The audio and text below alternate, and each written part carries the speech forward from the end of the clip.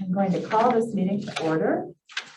And first of all, we have Member Covert online, so there's been a request to allow remote participation from Member Covert pursuant to Open Meeting Act, quorum of members, personal illness, employment purposes, family or other emergencies.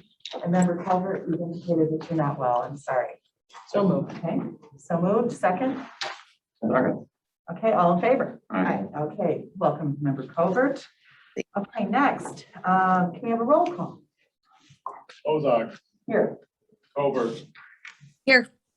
Eastiotic, Krajewski, Schwarzy, Tornatore, Here. Pachalski. Here.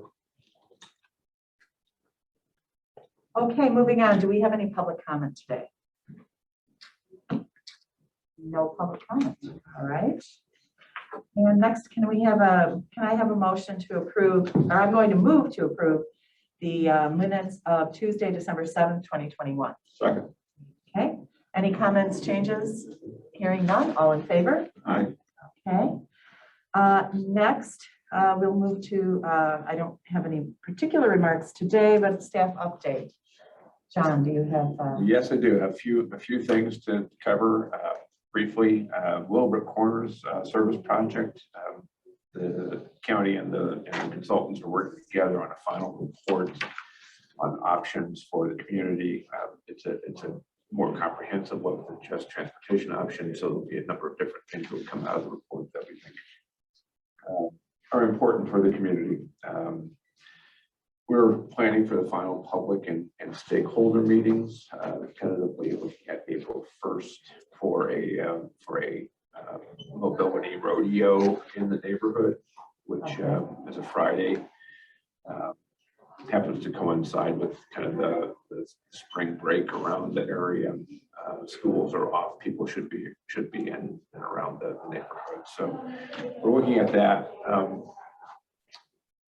We also are working on the DuPage County mobility plan. I've included a sheet, the strategic initiative number 3 that we just talked a little bit about at Transportation Committee. This is an RTA funded project. We have a 20% match on that. Talk a little bit about that. We're anticipating completion of that plan this year. Chris Snyder described it as being a modification or update to the DuPage Area Transit Plan. It is that, but much more. It really is more about other options besides just the traditional PACE and Metro services. And we are working currently with a lot of the stakeholders and steering committees that we've formed, through our RTA group. And we're going to be having a steering committee meeting early this month here. So looking forward to really getting that rolling and again, complete late in 2022. Any questions on that in particular? If not, we'll move on to kind of the introduction of the transit shelter issue on resolutions. The county signed an agreement back in 2003, kind of spearheaded by John Noel, with our Illinois Safety and Convenience Corporation, ICSC, to allow them to place bus shelters with advertising in county rights of way. That was done with I think it was a very modest agreement at the time. We have 4 shelters, 2 on the county campus and then 2 on Highland Avenue, adjacent to Good Sam Hospital. In the agreement, the county is given the right to refuse advertising or have them withdraw any advertising that if it doesn't meet our moral or ethical standards, and that in the agreement is fairly comprehensive. Also granted the right to review design and location such that the shelter has to meet ADA and accessibility standards. So it's this agreement that's in front of you today does a better job at outlining those responsibilities. And in exchange for permission to place advertising, the county receives some nominal compensation from the corporation, which is sent to us via check roughly every spring, March 1st or thereabouts. We haven't collected a lot, and I don't think that's the important part. It's really about the safety and convenience for the motoring public, and also being able to have that right of refusal, to advertising. So We put our own advertising on it? we can. We're pushing from the county end? We can. If their space remains unsold, we are allowed to place something there of our own, of our own accord, and it's at no cost to us. So in addition to all that, the county doesn't have any fiscal obligations towards the shelter, so we're not contributing money to really ultimately up to the new owners who took over for ICSC, which kind of spirit which caused this resolution to be done. Sorry, I lost my train of thought there. They're basically going to keep those 4 shelters. They don't have any plans personally, right now to expand any additional shelters. But the nice part about it is they must consult with us if they want to place a shelter somewhere, and we can, in exchange, also suggest places for them to put them. So we actually have that ability to.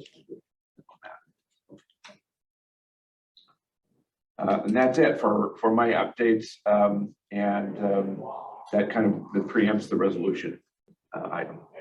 Okay. Any other comments or questions for John? I have a kind of question on this, but I'll save it for the resolution. Okay. Discuss it.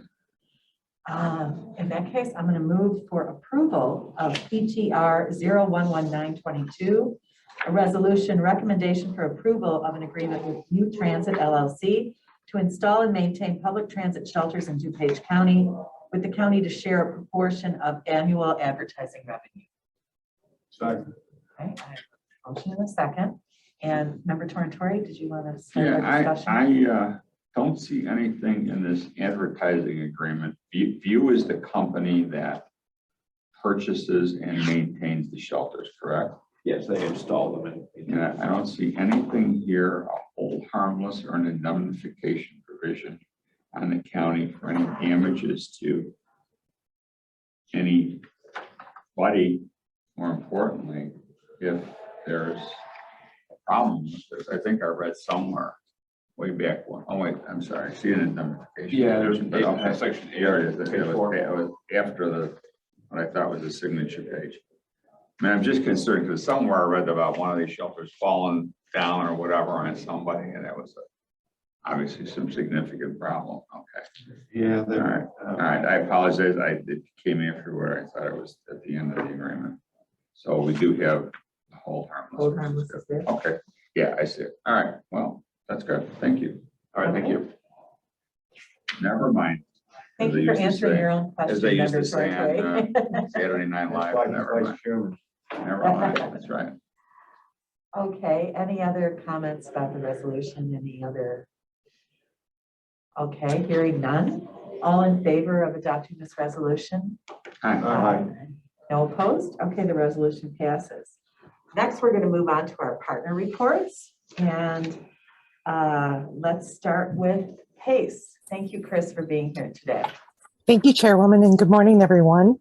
I have some very good news to share. PACE launched its first pilot project with a TNC Uber in DuPage County at the very end of January 31st. It's modeled after our TAP program in the city of Chicago, which is Taxi Access Program, and where anyone who is registered with the ADA paratransit service can call an Uber that live within DuPage County and they're traveling within DuPage County, can call Uber and schedule an Uber ride. And right now it's free for them to use up to $30 8 times a day. So again, this is just launched. So we're really pleased with the activity thus far. We've had a little over 340 trips using the Uber. Now, again, there's still the ADA paratransit component that we always had, but this is a new venture for us, and DuPage County was the location that we chose to pilot that. This was part of our goals and projections for our 2022 budget that Director Marcucci mentioned in his presentation to the board in December. So the 1-year pilot is $1.1 million. And we're looking to do roughly $6 million investment in the entire region for our TNC partnership projects moving forward. Other things going on is something that you've heard me say several times is the need for operators, mechanics. So staff has been very busy sending out information regarding that need to municipalities, townships, social service centers. Roughly, we sent out over 500 emails in the last month. We are holding a virtual job fair tomorrow, the 2 sessions, one at 10 in the morning and one at 1 in the afternoon. Staff will also be out in the field dropping off flyers to various locations in the next coming weeks.